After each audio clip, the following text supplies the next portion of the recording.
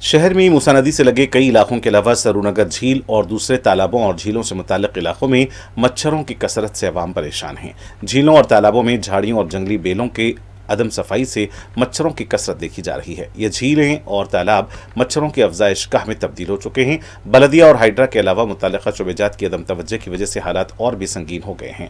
इस दौरान Telangana high court ने शहर में मच्छरों की कसरत और शहर की झीलों में जंगली झाड़ियों के फैलाव को लेकर बलदिया और हाइड्रा की सख्त सरजनिश की है।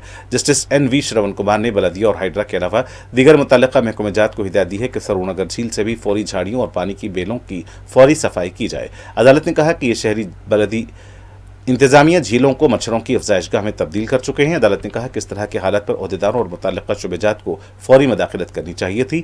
यह अवाम की सेहत से जुड़ा हुआ मसला है। अदालत ने बलदी इंतजामिया की अदम कार्रवाई पर हैरत का इजहार किया। मोअज़्ज़ज़ अदालत ने अजीम तर बलदिया हैदराबाद की तमाम हदूद में वाक़ झीलों की फौरी सफाई, मच्छरकश अद्वियात का छिड़काव की हिदायत दी है। इसके अलावा मॉनिटरिंग टीमों को भी तश्कील देने की हिदायत दी। ओहदेदारों को इस सिलसिले में फौरी एक रिपोर्ट दाखिल करने की भी हिदायत दी गई है।